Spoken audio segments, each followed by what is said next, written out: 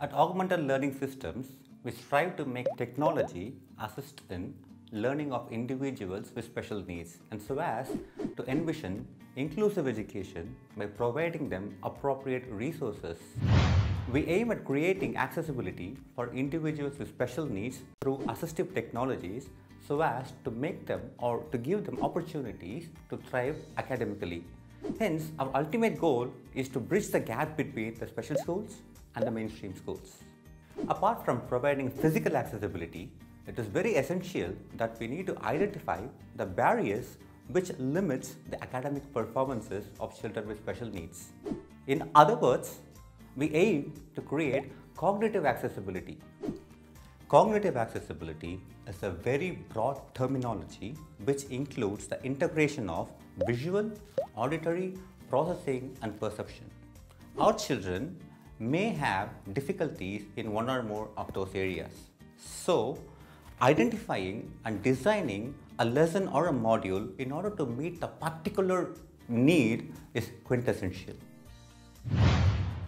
With more than a decade of working with children with disabilities, we at ALS realized that children have unique ways of learning. So we thought about those plans that we use to teach them new strategies like how to catch a ball, how to button the shirt. With able guidance from special educators and inclusive educators, we were able to come with a plan and started adapting these strategies into curriculums and making academics easier for them. The strategies that we used have been borrowed from occupational therapy, special education, and behavioral science. And we picked up the best of each of these three things, and we thought that we need the best of all of these to get the best from each and every child. Designing the lessons to be more adaptable is one of the key factors we use at Augmented Learning System. It keeps children continuously challenged but not at all frustrated.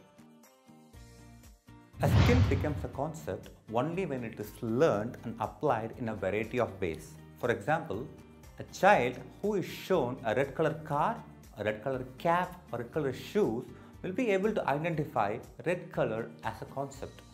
Concept formation helps in generalization. With experience, we understand that children are more cooperative and even more receptive when things are predictable. The progress bar helps each child to track the duration of each lesson. At any point of time, the child can know how many lessons or how many scenes have been completed in the lesson or how many are left.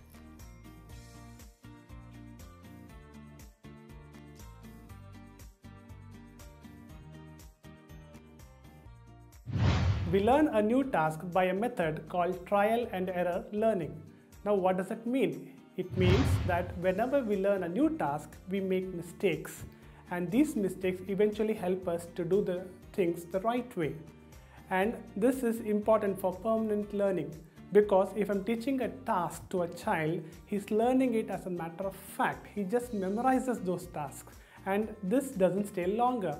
But when he learns by trial and error, it is not just a fact, it is an experience. Now you know better which stays longer, a fact or an experience. Similarly, the lessons have also been designed which increases the complexity of the task. There is a step-by-step gradation of task. Now let us take the analogy of a video game. The video game is designed in which we play level 1 first, and then we go on to level 2. As we start playing the game, we don't even realize that we had spent more than half an hour playing a small game because it was so enticing and so interesting, and we lost track of time. So similarly, in these lessons, we have graded them into levels of complexity so that children are able to move from one level to another based on the level of performance.